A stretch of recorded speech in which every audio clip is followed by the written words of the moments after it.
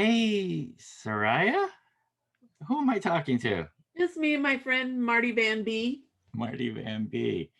And he says to the 3 o'clock styling to your rocking tunes. So, I mean, it's definitely Baroque, isn't it? Yeah, keep it up, Keep it up. Marty Van B. Good old Marty Van B. So, two things. Why are you holding that up? Well, first of all, because this has to do with our album focus for today. And those of you who have this, which on one side shows the great Marty Van B, but on the other has lyrics Ooh, from the 3 o'clock 16 Tambourines 16 album. tambourines. Yes. We've done album focuses on the 3 o'clock, including the EP, Ride Without Traveling, but not this classic album, 16 Tambourines. So it's definitely time. Second thing I wanted to mention is love the wardrobe. You know, Jeff, I was just going to say your shirt is pretty beautiful. Yeah. Jeff and So, I today coordinated because if you haven't figured it out, Jeff and I are actually fraternal twins, separated by a couple of years, but we're yeah. One of us has a little bit more gray. just a smidge, just a smidge. Yeah. So, unplanned, I will say, on the shirts, and it makes sense that we're wearing 3 o'clock shirts. And usually I wear my green shirt, but And I took a guess. I said, Jeff's gonna wear his green one. I'm gonna wear my red one, and then we both log on, and voila, here we are. Here we we're are. coordinated, super duper coordinated. All right, Jeff. So today, as everyone has now figured out, we're going to be talking and focusing on the 3 o'clock 16 tambourines. I say let's just jump into it. Let's do it. Hi, this is Soraya. And this is Jeff, Our podcast is called Paisley Stage Raspberry and Rhyme. a podcast where the two of us play music that we like and share anecdotes and background about the tunes. We hope you'll join our conversation. And without further ado, a grooviar. Let's get groovy.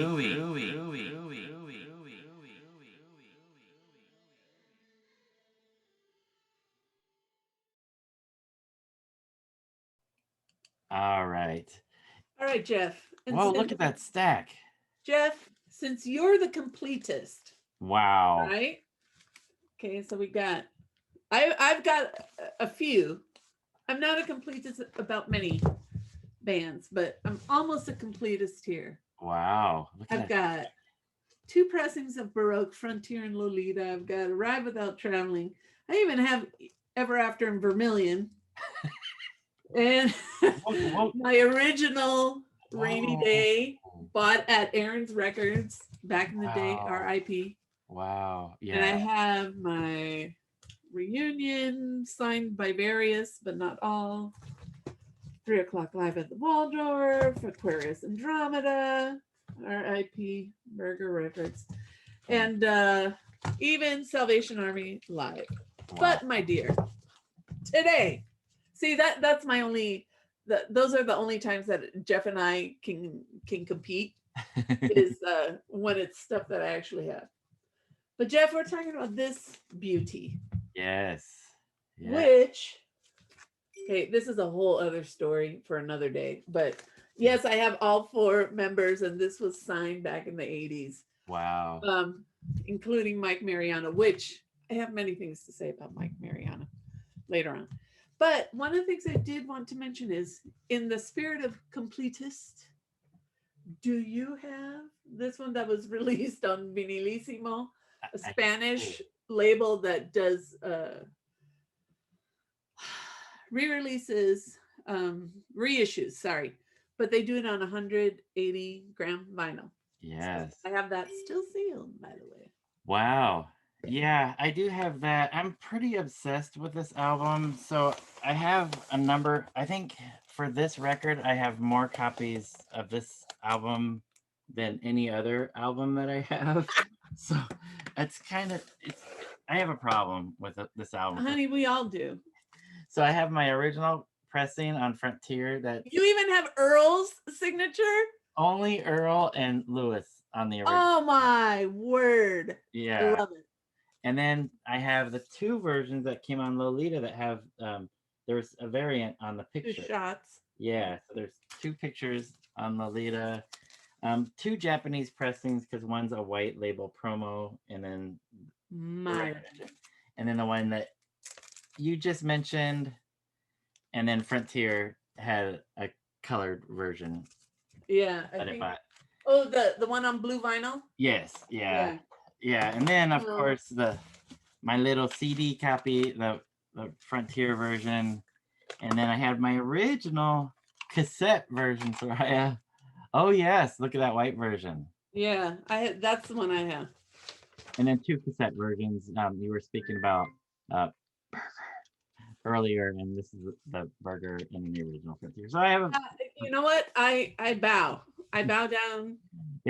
I got a problem. But there is one thing Jeff and I do not have. Yes. And I think the only people who can help us, perhaps, are the band members themselves to help us locate it. And so in doing research for this, Jeff and I discovered, or Jeff probably knew, but I didn't. There's a cassette only release on IRS from 1984, and it's called the 3 o'clock demos 9/25/84. Mm-hmm. Now, I wonder, putting it out there, I wonder if the one and only Danny Benair may have a copy, or could point us in the direction of someone who would be willing to sell us said copy. Mm-hmm. And if you all listeners have it, let us know, please, because we want to know who we need to hit up. Who's the supplier? Yeah, indeed. Because that's one thing at least Jeff needs for sure. I would like it, but Jeff is truly the completest. I am merely learning. There's a space in my cassette storage over here. There's one space just empty, just waiting for that demo to. I will build a cabinet for it. Okay, but anyways, all right. We do indeed. So 16 Tambourines released October 1983, produced by the one and only Earl Mankey, as you mentioned earlier, released on Frontier Records. We talked to Lisa Fancher about releasing this, and so she was involved since the Salvation Army days. Their first full-length album, right after Yes. Baroque Hoedown, the EP, comes Right. the first full-length 16 Tambourines. Released on multiple different copies, as we've seen, and in multiple different formats. This album is known to be one of the classic Paisley Underground albums, for sure, with its very Baroque sounding music and original lineup. So we have Danny Benair on drums, Michael Correcio bass and vocals, Louis Gutierrez on guitar, and Mickey Mariano on keyboards. Mike Mariano. Okay, so Jeff and I have added him to our list of unicorns, right? Mm-hmm. So Mike Mariano, Susanna Hoffs, and we've got a few others. Kendra Smith. Oh, Carl Percoda. I mean, it's a list that will probably continue to grow. But Earl one Mankey. of the Earl Mankey, right? Earl Mankey as well, absolutely. Yes. But one of the things that I think is interesting is no matter how far away you get from this album in terms of years, you can't, it's always so refreshing to play it. Sound is still really vibrant and fun. And man, we want to talk to Mike Mariano, because Mike Mariano's imprint is on this album, and he adds so much dimension to a lot of the songs. So it's just it's great to listen to it. But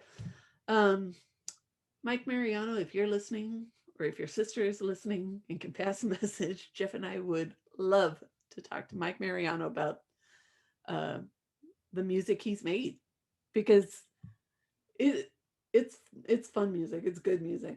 Yeah, absolutely. Yeah, this album is super important to me. I would venture to say that the most important album of the Paisley Underground to me is this 16 Tambourines. I don't know if it's necessarily my favorite, but it's definitely the most important to me, just because of where I was when I bought it and that point Mhm. of my life.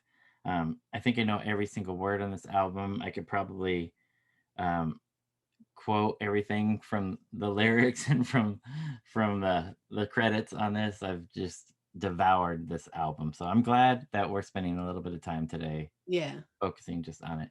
And we had reached out to the one and only Michael Quercio to find out where the title from this came. I don't know if that's ever come up on any discussions that we've had. We've had Michael on the show a couple times, nor did it come up when we spoke with Danny, who was on our show a few times. But Michael was kind enough to respond just as we were hitting the record button today. So we just received this a couple of minutes ago.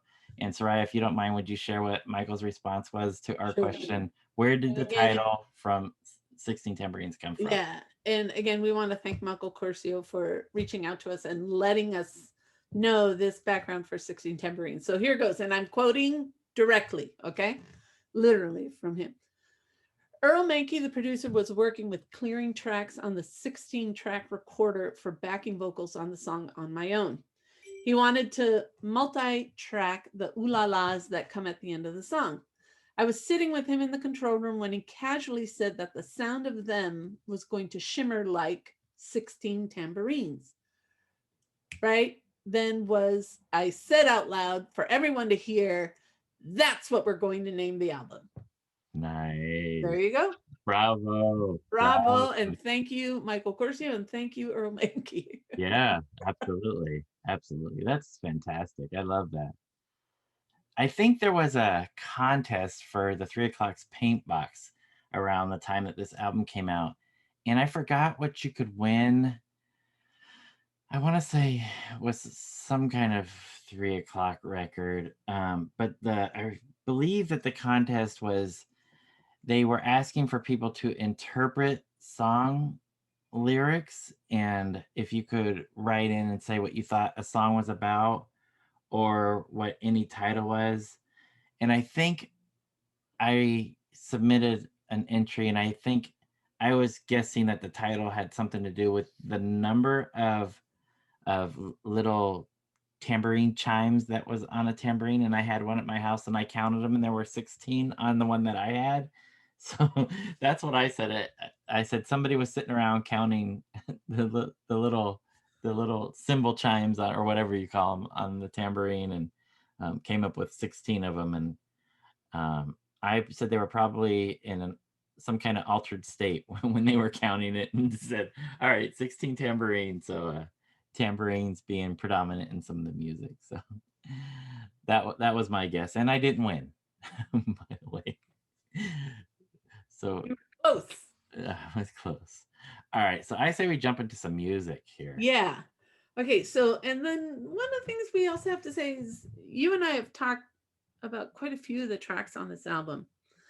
But I think I'm going to assume if anyone thinks they know what you and I are going to pick, I think they might be surprised today. I think so. I think Yeah. you're right. I think All so. right. So, in a big old shocker, none of us picked the number one track on side A. The single. So, which is an amazing song in its own right, but Jeff and I focused on other songs. So, Yeah. I think Jeff, we should start with you. All right. What's your first pick? So my first pick, and I thought about Jet Fighter, of course, being the leadoff track and picking that one. And the one song from this album that Mickey Mariano, added input to, I think he actually came up with the starting lick that started it from what Danny told us. Everybody knows Jet Fighter, so I decided to skip that one and go to track 2, Stupid Einstein is my first pick. So the guitars on this are amazing. I should mention that besides a cover version on this album, that all of the songs were written by Michael Quercio and Luis Gutierrez, with help from Mickey Mariano on Jet Fighter. Stupid Einstein, this 12-string guitar, the part is just amazing, and it just pulls me in, and it's so melodic and so catchy.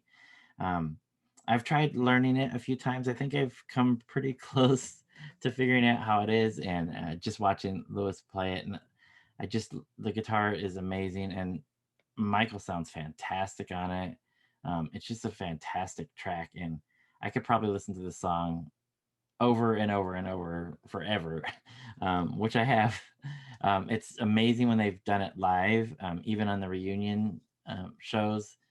They play this one live, and hearing Lewis and seeing him pull out this 12-string guitar, which he usually has to borrow. I don't think he owns a 12-string Rickenbacker at this point, but it's just so catchy, and it's probably one of my all-time favorite top 50 songs from any band ever. It's just a fantastic track. So my first pick is Stupid Einstein. So let's give it a play.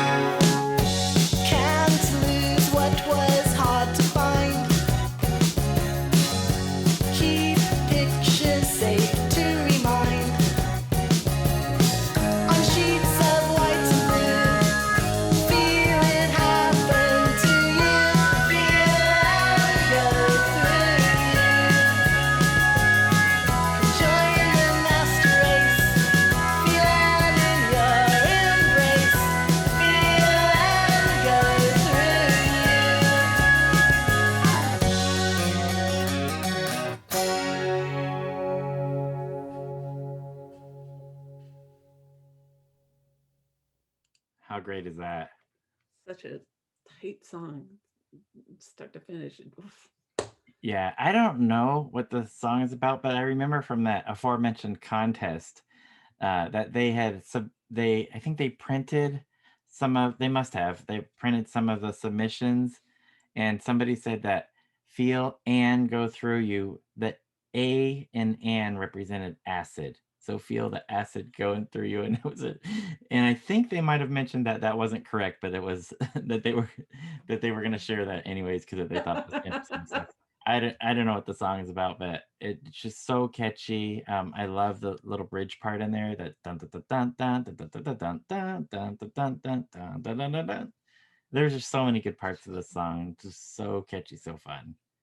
One of the things that I think I'm reminded of every time this album comes up for me and is played is the beautiful harmonies in terms of vocals. And on my pick, it also comes up, and it comes up in peculiar ways.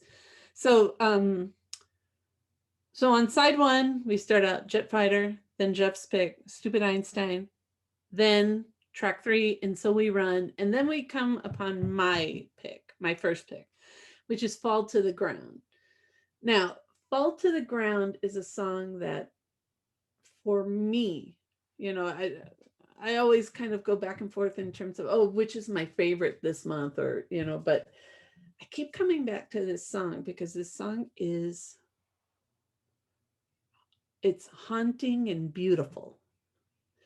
And the way it starts out and the way it ends to me kind of mirror what's happening in the song. So um, we start out with this very innocent piano, and at the end, we're left with some very innocent sounding but very haunting whispered vocals and a very lonely bass line.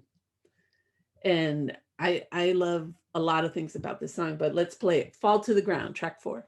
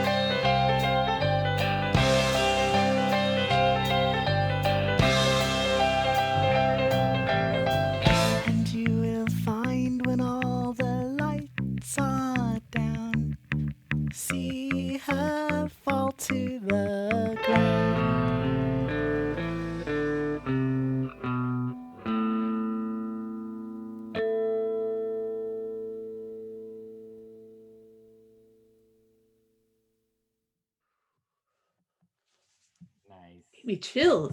Nice.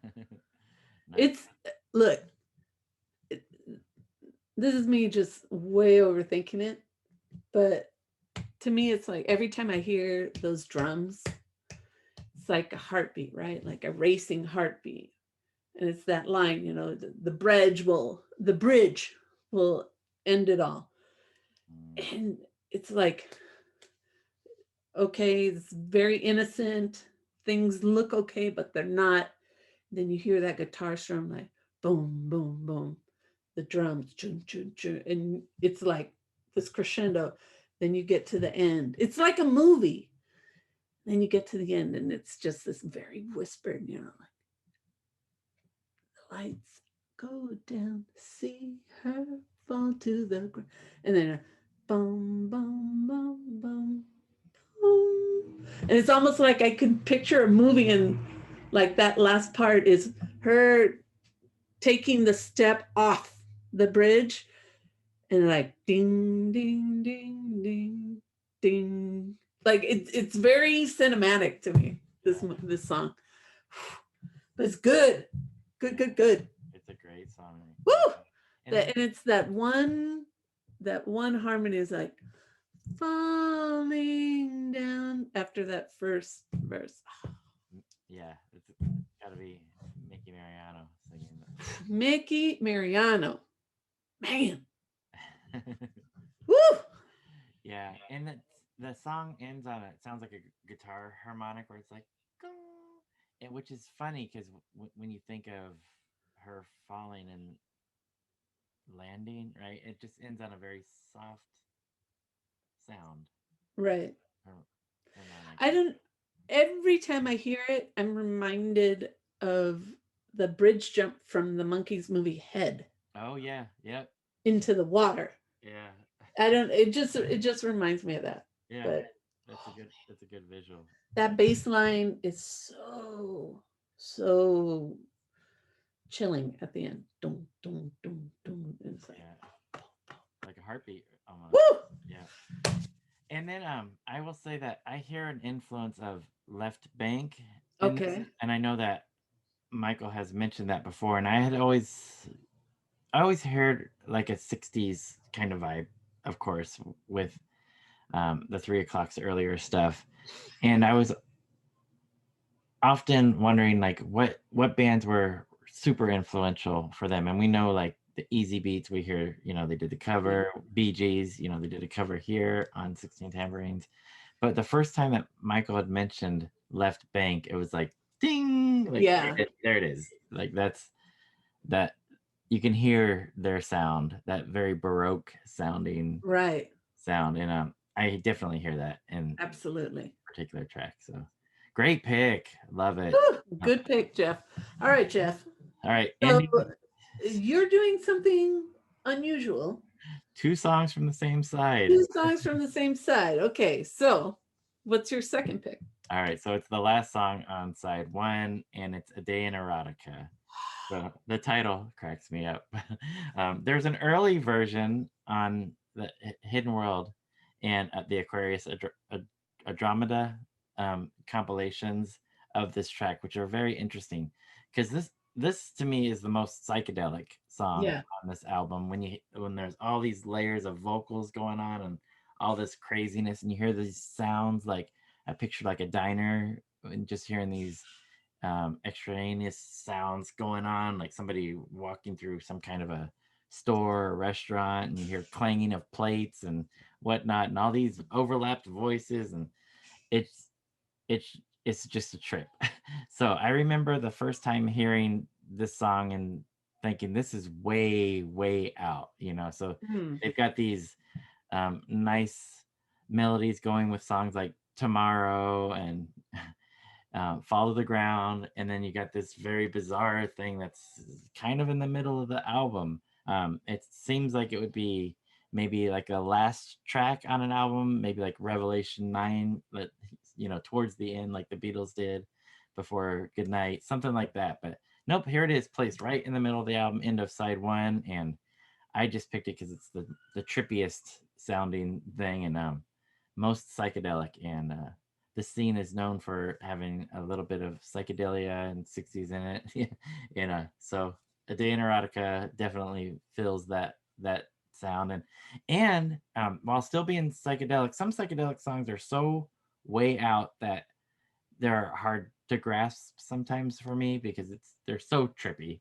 But this one has that vibe that where it's out there, but still it's catchy, and they've got those melodies that only Michael Quercio can just sink into me. So Day in Erotica, I'm not sure what it's about again, but I just like the trippiness of it and the places it goes, and try to follow some of these vocals that are overlapping. It's kind of hard because there's so many different things going on, but let's give it a listen. A Day in Erotica.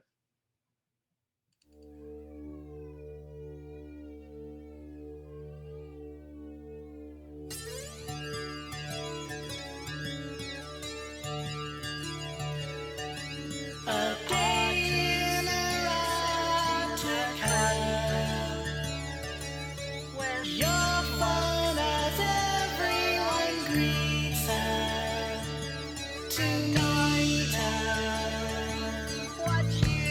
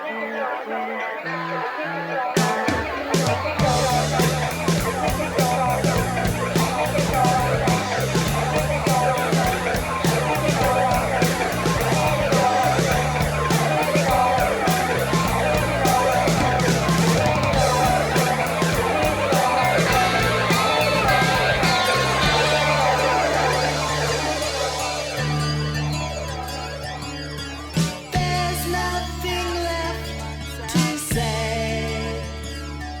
Surrendering all that you must do. A white flag, and false are you.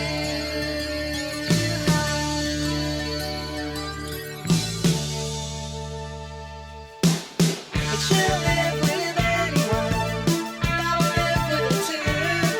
And she would run for miles, run to you.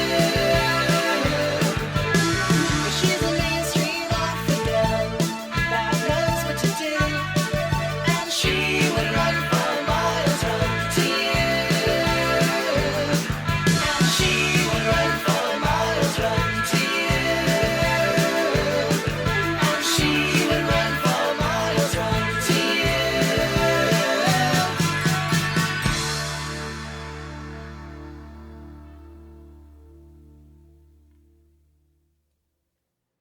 I love the production on that. Earl Mankey just did a great job. This and Stupid Einstein. I love how the acoustic and the electric guitars sound. It just sounds so good. And that before it gets into that really trippy part in the break where it's at that sound like I'm on a merry-go-round, right?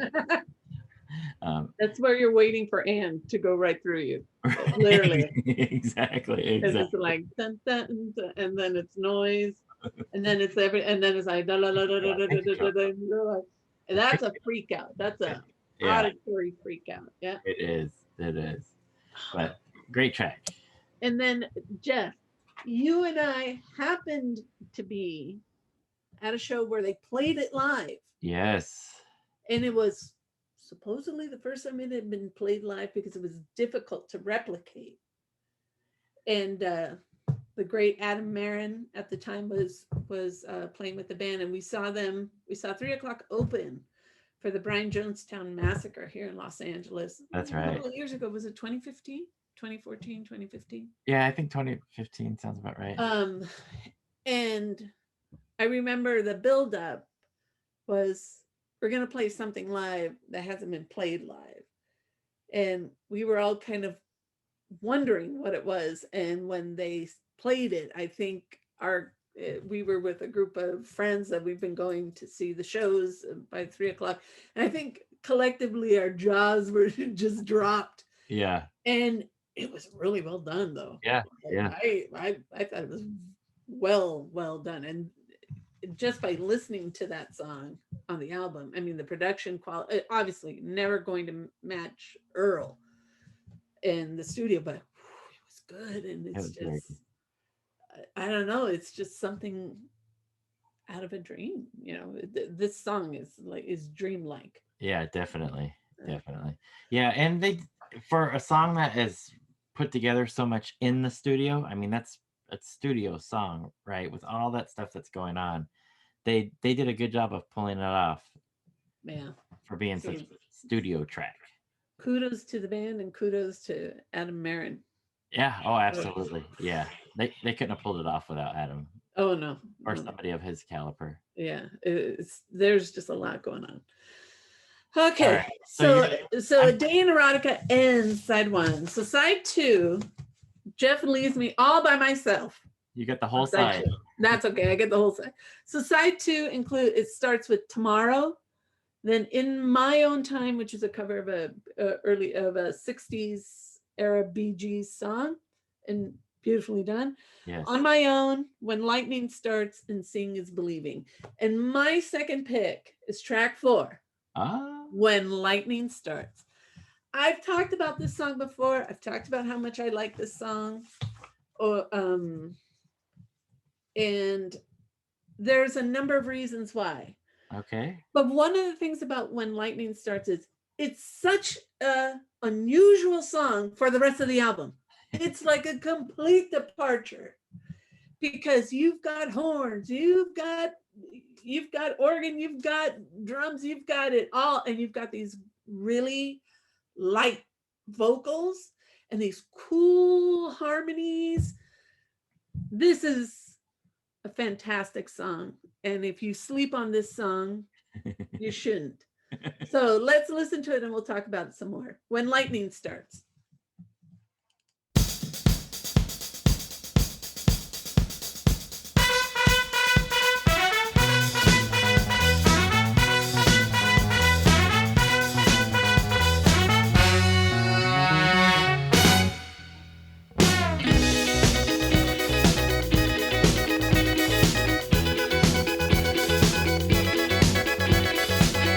In the morning when you see that girl in her world, will that make the loving start?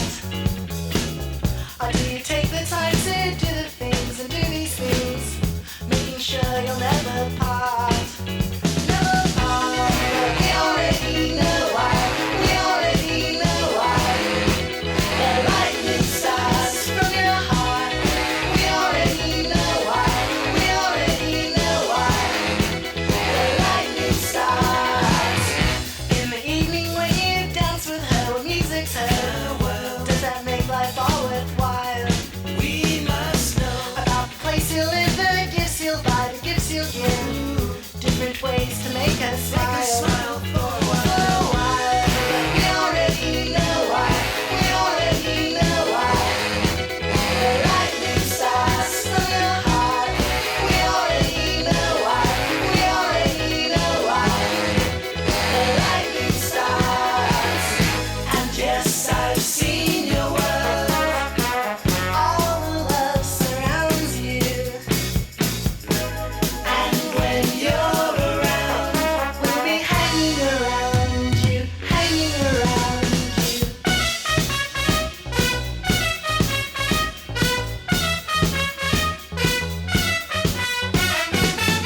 When you're older, will you marry her and take her to your world, where things go as they will? We must know about the way you feel a girl so fine, a love so real, and the fun you have in store. Tell us more. We already know why. We already know why. The lightning starts from your heart. We already know why. We already know why. The lightning starts. And yes, I've seen your world. All the love surrounds you. And when you're around, we'll be hanging around you, hanging around you. Woo! It sounds fabulous now, but we already know why. We already know why. The lightning starts from your heart. We already know why. We already know why. The lightning starts from your heart. We already know why. We already know why. The lightning starts from your heart. We already know why. We already know why. The lightning starts.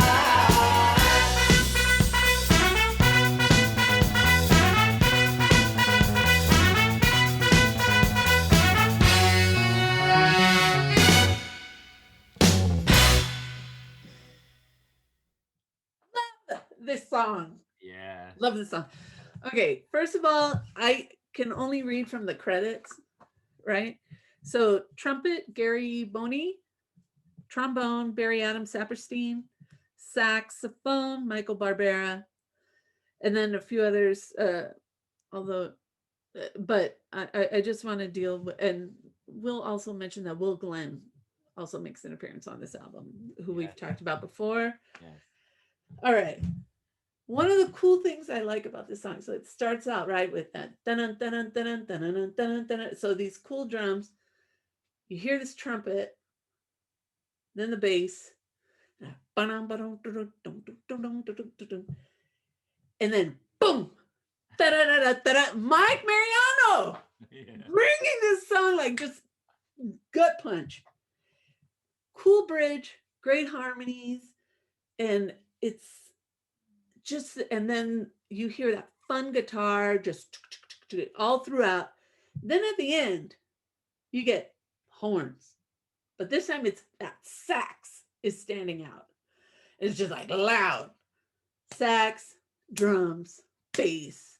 Then you get that final cool bass line, Yeah. and then da bum bum.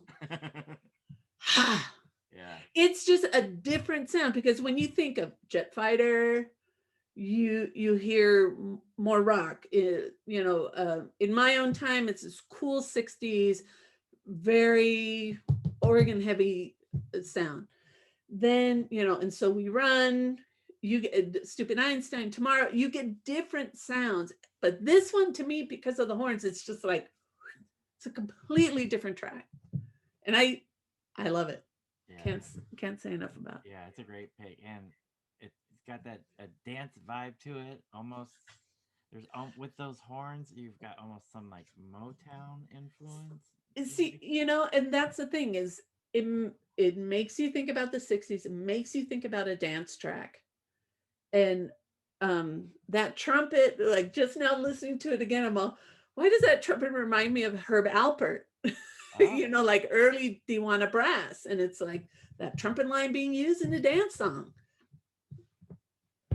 Who knew? Yeah. It just hit me, Soraya, and this could be a stretch, and I could be way off on this, but I know that Michael is a huge fan of the Supremes and Diana Ross. Oh yes. It just hit me that this has a feel of some of those early Supremes songs. I'll tell you this much. It won't surprise me if we ask Michael, hey, did this song have any, foot in Supremes? And him going, oh yeah. I wouldn't be surprised, but watch, we'll ask him to go, oh no, it's something totally different. Yeah. No, it wasn't that at all. It was all Black Sabbath. Oh no, it was all early Cream. That's what it was. Yeah. But, possible. Yeah. I never put anything past Michael Corsi. Yeah. Never. True. Yeah. I'm not gonna. He's a man of many tastes, and so But this is just a cool, different song. I like it. I will say that I saw the band on this tour when they were doing 16 Tambourines, and they had those guys, that horn section. I think it was the first time that I'd seen the 3 O'Clock play. It was at this place down in San Diego, and they had the three guys behind them, and it just sounded fantastic. They did the song, of course, and it sounded amazing with those guys blowing away into their reeds, and a great live track too.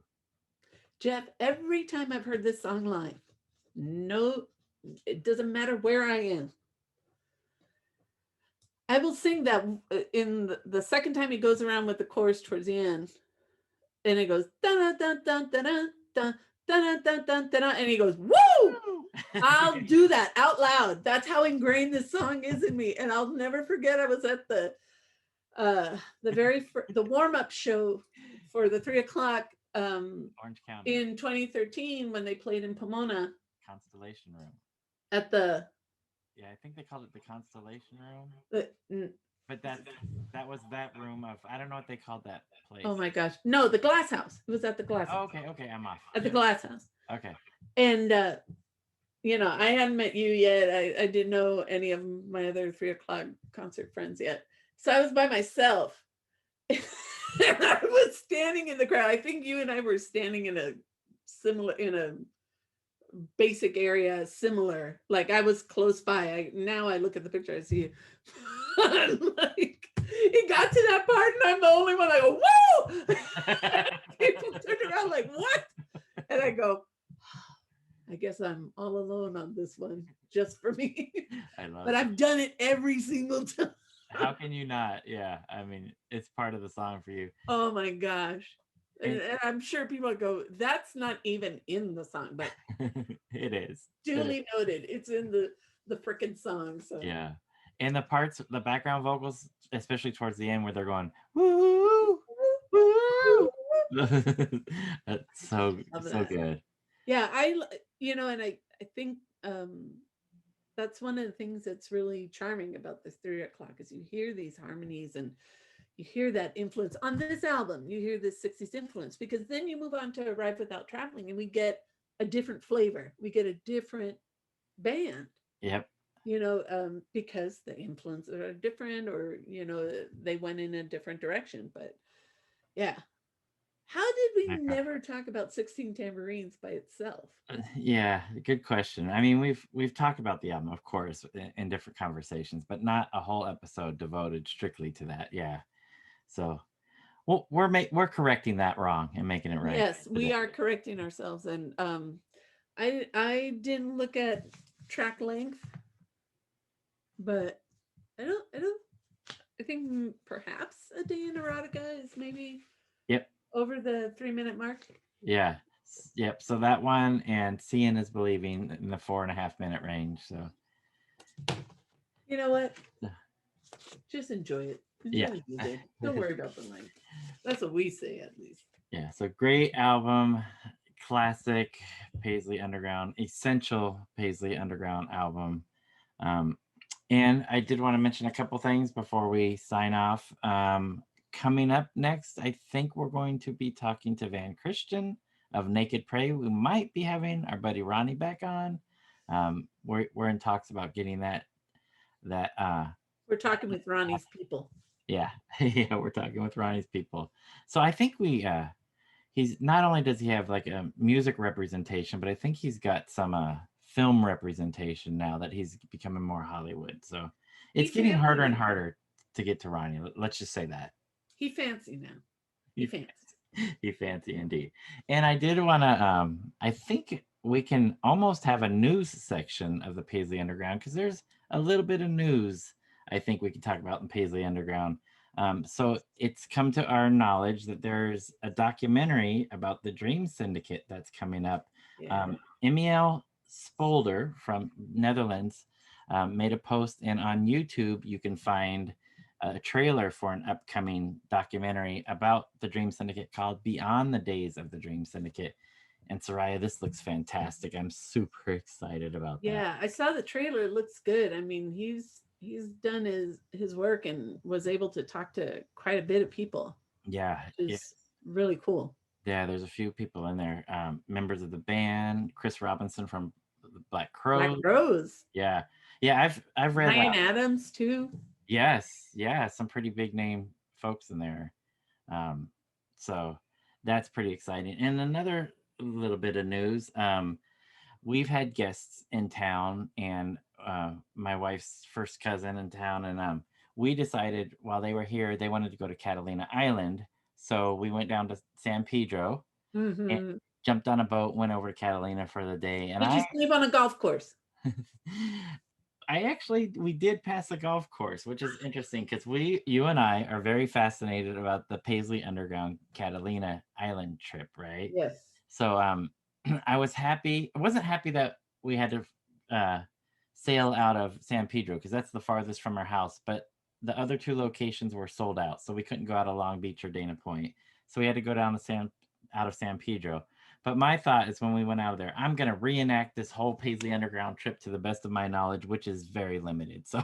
So we got there, and on my birthday, a couple days later, we were on our road trip around the American Southwest, and you tagged me on a post of Michael Quercio's.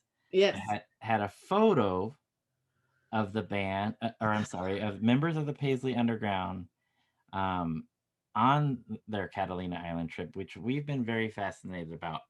And I've come to learn that our buddy, Eric Shade, who is writing a book about the Bangles. And I'm not going to say too much because it's not my story to tell, it's his. Right. But in his research for his upcoming Bangles book, he was able to locate this photo. Yeah.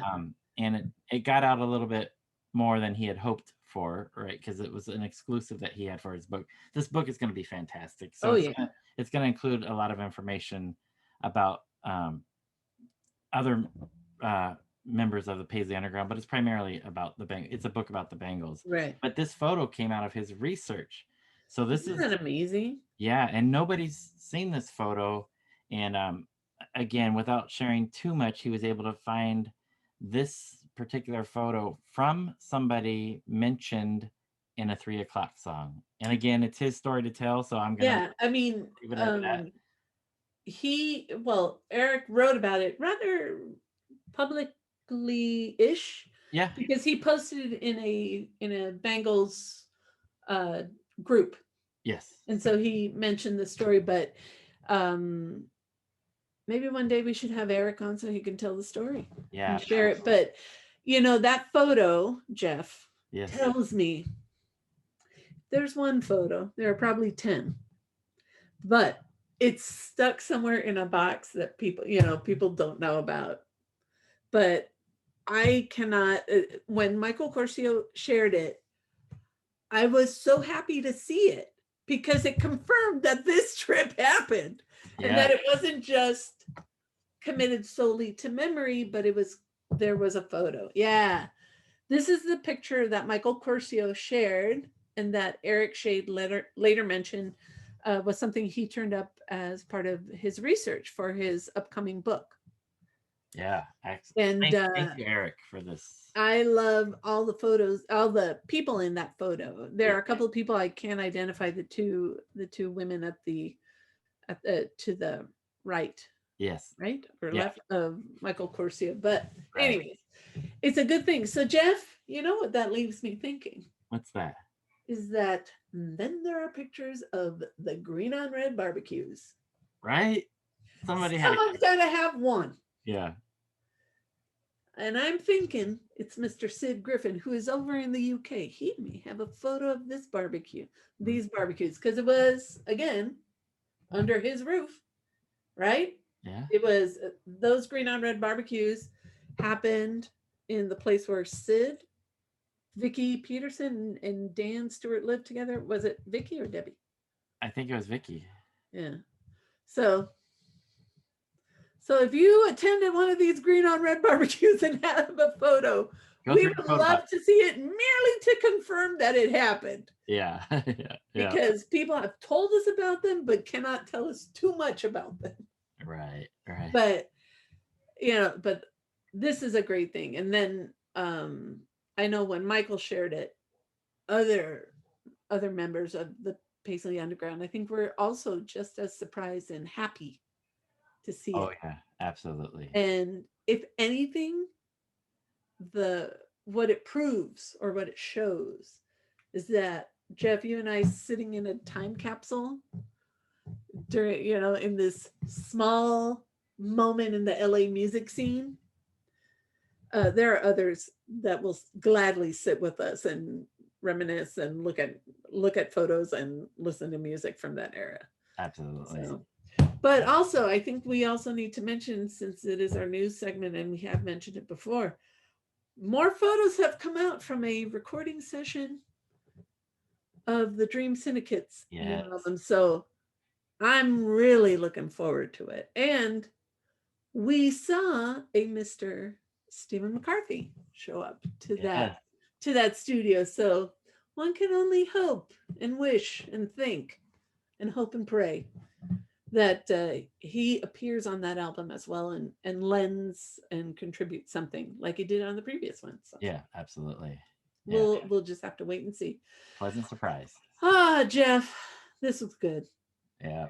Good way to start the day. Yeah. 16 tambourines. Somewhere in my boxes that I brought over from my parents' house and are now sitting in my garage is that cassette. Yeah. Which I had the cassette, I had the LP, and somewhere down the road when this thing called a CD came out, I'm sure I got a CD. Yeah, I'm sure. I'm sure. But anyways, mi gente, a gruviar. Groove on, Paisley people.